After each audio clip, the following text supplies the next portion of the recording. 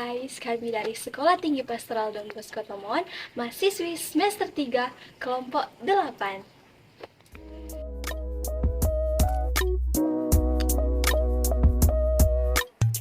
Video ini dibuat untuk menyelesaikan salah satu tugas dalam mata kuliah Sejarah Gereja dengan materi Sejarah Gereja Katolik di Indonesia sesudah masa kemerdekaan, dengan dosen pengampu Hadi Ignatius Untu, SS, SPD, MPD.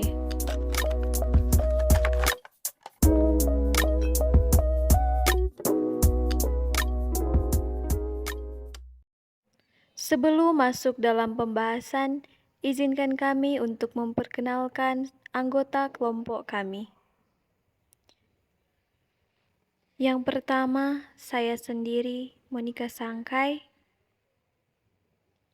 Selanjutnya, Brigita Waitabi. Dan yang terakhir, Jacinta Umbas.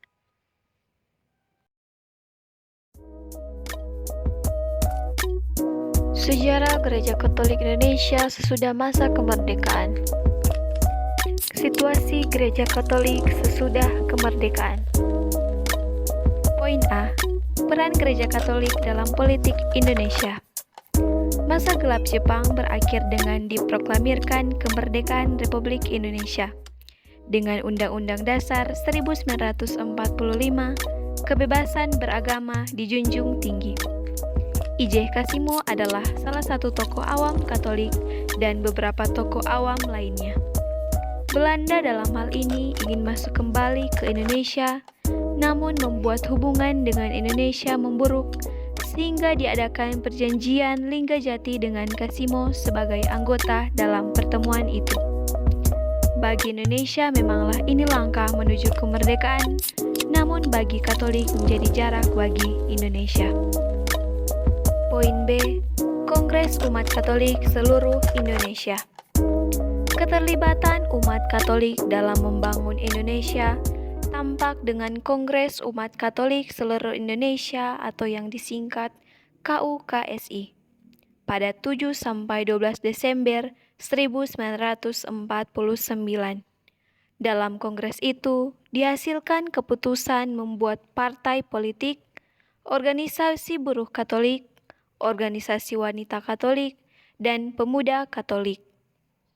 Pada 12 Desember, partai itu diberi nama Partai Katolik dan dihasilkan mengenai hak kebebasan beragama, soal pendidikan, serta jaminan sosial. Poin C. Penindasan terhadap umat Katolik. Meski pemimpin tertinggi Indonesia mengerti situasi umat Katolik dan pendirian misionaris, bukan berarti tidak ada kerugian. Pada 1 November 1945, 8 anggota Serikat Yesus dan 2 awam, di antara mereka 4 orang dibunuh tepatnya di Magelang. 20 Desember 1948, pemuda-pemuda Islam Mutilan membakar gedung di Kompleks Mutilan, menculik Romo R. Sanjaja PR, Frater H.A. Bowens SJ, dan dibunuh secara keji. Masa dekolonialisasi dan pengaruhnya bagi Gereja Katolik. Poin A. Masa dekolonialisasi di Indonesia. Sesudah berakhirnya masalah dengan Belanda, Gereja Katolik tampak aman-aman saja. Akan tetapi, muncul permasalahan baru, di mana para misionaris berasal dari warga negara asing, sehingga mereka belum menjadi kewarganegaraan Indonesia. Meskipun Republik bertikat baik, namun dari sisi lain bersikap berbeda, karena permasalahan yang kompleks sekitar pewarganegaraan, izin masuk, izin tinggal, izin bekerja, dan lain-lain. Dari sinilah Kawali atau Kantor Wali Gereja Indonesia memainkan peran mereka. Poin B. Internasionalisasi sebagai tawaran atas dekoloniasi. Usaha yang diusulkan yakni internasionalisasi. Tenaga-tenaga misi memang berjalan di berbagai daerah di luar Jawa. Pada tahun-tahun 1950-an, dilatar belakangi seluruh masalah diperbolehkannya para misionaris Belanda memasuki Indonesia. Ketegangan sekitar status Papua memainkan peranan. Menurut persetujuan konferensi meja bundar, status wilayah itu akan ditetapkan melalui perundingan dalam waktu 1 tahun sesudahnya. Tetapi Belanda menolak untuk melaksanakannya secara serius. Masalah itu diajukan Indonesia pada tahun 1954 pada sidang umum PBB. Tetapi Belanda menolak untuk melaksanakannya secara serius. Masalah itu diajukan Indonesia pada tahun 1954 pada sidang umum PBB. Sebagai reaksi atas perkara itu, pada tanggal 6 Desember 1957, pemerintah Indonesia memerintahkan kepada orang Belanda yang jumlahnya 50.000 supaya meninggalkan Indonesia. 3 hari sesudah itu, menyusulah dekret bahwa perusahaan-perusahaan Belanda dilarang diekspor ke negeri Belanda. Mulailah proses Indonesianisasi dalam arti sempit. Kendati ada ketetapan-ketetapan itu, para misionaris-misionaris Belanda masih berkarya seperti biasa, tetapi tidak diuruskan lagi visa.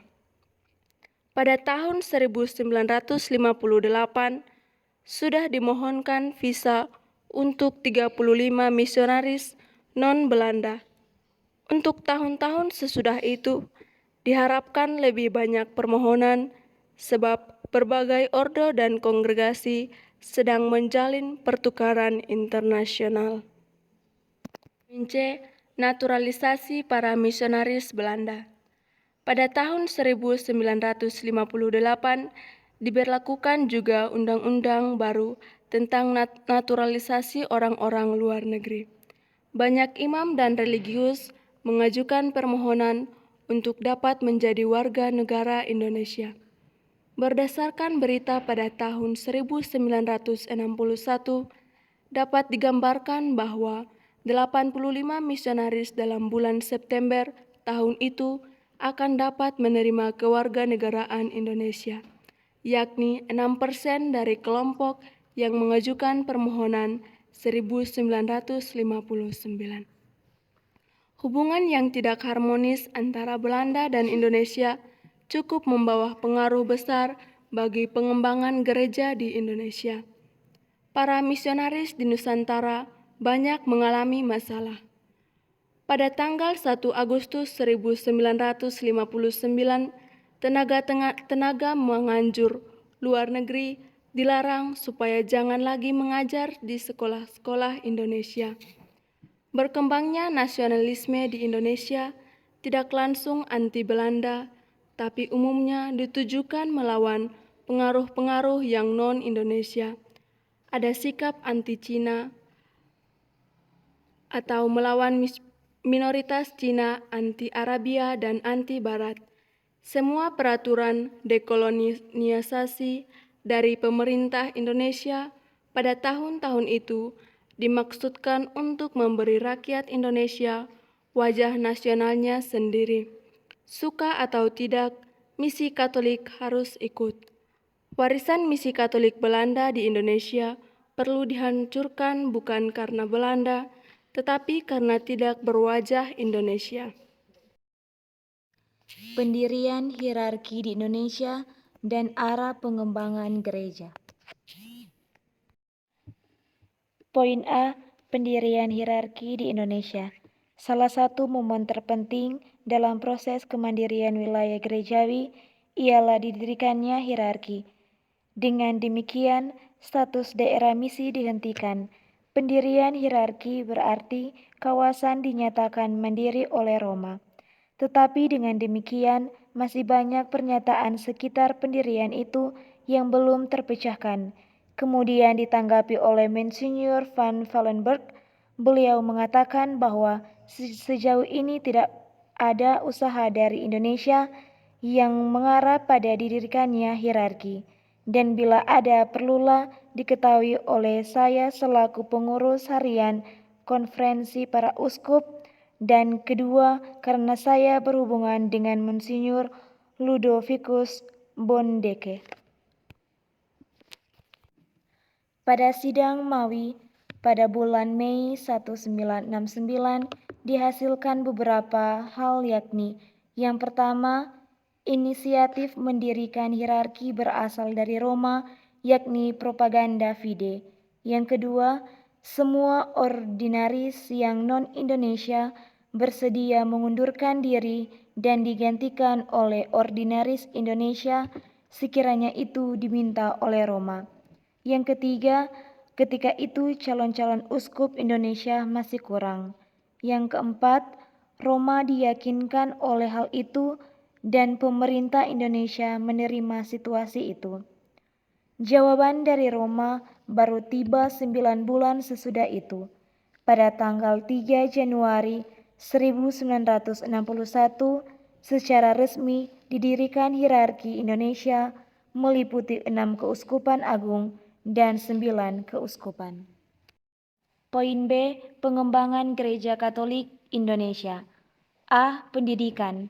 Pada tanggal 1 April 1969, pada hari mulainya pelaksanaan pelita, Kardinal Darmo Jowono selaku Ketua Panitia Sosial Wali Gereja Indonesia menerbitkan sebuah surat terbuka yang perlu disuarakan.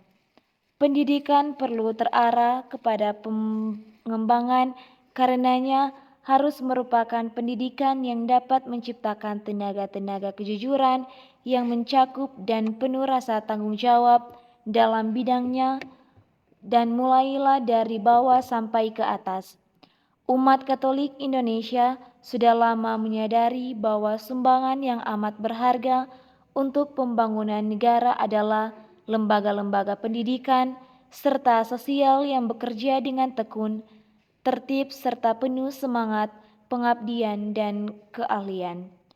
Biarpun pendidikan mendapat prioritas perhatian sebagai dasar pembangunan, akan tetapi pendidikan umum tidaklah cukup untuk negara yang sedang berkembang, maka mulai mengarahkan perhatiannya pada pendidikan kejuruan. B. Bidang sosial. Pada bulan Juni 1954 di Semarang didirikan satu perkumpulan buruh Katolik. 4 tahun sesudahnya didirikan suatu organisasi untuk petani. Organisasi-organisasi tersebut berdasarkan Pancasila, maka sejak awal mula terbuka bagi orang-orang yang bukan Katolik. Pada tahun 1957 terbentuklah suatu federasi pada tingkat nasional yang bernama Sentral Organisasi Buruh Pancasila. Tahun 1959 ditambah Ikatan Negara Para Medis Pancasila, dan tahun 1962 Ikatan Nelayan Pancasila. Organisasi-organisasi buruh, tani, nelayan, dan para medis tersebut membentuk suatu badan koordinasi Ikatan Pancasila dan bergerak dalam bidang sosial ekonomi dengan menyelenggarakan banyak proyek sederhana seperti perjanjian kerja untuk buruh, pelajaran untuk memodernisir metode-metode pertanian dan cara menangkap serta menjual hasil laut yang lebih menguntungkan para nelayan kecil. Organisasi-organisasi Pancasila bekerja sama dengan instansi-instansi pemerintah serta yayasan swasta dalam melaksanakan beberapa proyek pembangunan. Selain lembaga-lembaga tersebut, masih banyak diselenggarakan sekolah serta asrama untuk mendidik, memelihara orang-orang yang menderita kelainan jasmani maupun rohani. C. Bidang pers dan periklanan. Dalam bidang penerbitan terdapat keaktifan-keaktifan baik langsung berhubungan dengan pewartaan Injil maupun yang lebih memperhatikan pandangan-pandangan Kristen dalam bidang kebudayaan, pendidikan, pembangunan, dan sosial. Pada masa proklamasi kemerdekaan, terdapat surat kabar dan terbitan berkala dalam bahasa Belanda yang memperkenalkan pandangan Katolik dan membela dengan gigih kepentingan umat. Selain itu, terbit berbagai masalah kecil dalam bahasa daerah, lingkungan terbatas seperti paroki, pulau atau bahasa organisasi tertentu. Lama-kelamaan mulai terbit dalam bahasa Melayu dan merebut pasaran yang lebih luas. Majalah-majalah itu memberikan informasi dan pandangan Kristen mengenai masalah-masalah hangat. Beberapa terbitan lain, Kompas tahun 1965, mulai sebagai hari yang dibawa jaminan Partai Katolik dan memang redaksi serta stafnya sebagai beragama Katolik. Yang masih sangat lemah perkembangannya pada waktu itu adalah sistem toko buku Katolik. Selain tempat-tempat penjualan patung, gambar, rosario, dan buku-buku doa dalam banyak pastoran dan di muka gereja pada hari Minggu, hampir tidak ada toko-toko Katolik yang secara lengkap menyajikan buku-buku yang langsung atau tidak langsung berhubungan dengan agama-agama pendirian Katolik. Kesimpulan, negara Indonesia sekarang menyatakan dirinya sebagai suatu negara yang bebas merdeka dari penguasaan penjajahan manapun. Sebagai sebuah bangsa yang baru merdeka, banyak hal yang harus dilakukan dan diperjuangkan. Para tokoh Katolik Indonesia seperti I.J. Kasimo, Monsinyur Soegoyo Pramna, serta beberapa tokoh Katolik lainnya adalah sekelompok orang Katolik yang peduli bagi kemerdekaan Indonesia dengan jiwa cinta tanah air dan semangat untuk berkorban. Mereka memberikan yang terbaik bagi kemajuan bangsa Indonesia. Wujud pengorbanan mereka terukir baik dalam pertemuan forum internasional maupun dalam Badan Pemerintahan Republik Indonesia yang baru terbentuk. Selain itu pula dalam pertemuan pertama umat Katolik Indonesia tahun 1949 dihasilkan sebuah resolusi yang menjadi dasar bagi setiap orang Katolik dalam membela, mengisi dan melayani masyarakat Indonesia. Namun sangat disayangkan, kepedulian dan perjuangan mereka ini tidak mampu ditangkap artinya bagi sebagian bangsa Indonesia. Terkait dengan tuntutan harus menjadi warga Indonesia, banyak sekali misionaris Katolik tidak diterima niatnya untuk berkarya di sini. Oleh karena itu, agar karya misi berjalan dengan baik, maka internasionalisasi dan naturalisasi perlu dibangun. Demi semua kemandirian gereja, sangatlah penting didirikan hierarki Indonesia. Dengan hierarki, maka secara tegas terjadi perubahan cara menggereja di Indonesia dari ke gereja misi ke gereja yang mandiri. Oleh karena itu, didirikannya hierarki gereja diupayakan berbagai pengembangan dalam gereja Katolik, secara khusus di bidang pendidikan, sosial, dan bidang penerbitan. Sekian dari kami pemaparan materi mengenai sejarah gereja Katolik di Indonesia sesudah masa kemerdekaan. Jika ada kesalahan dalam video ini, kami memohon maaf. Sekian dan terima kasih. Dadah! Dadah!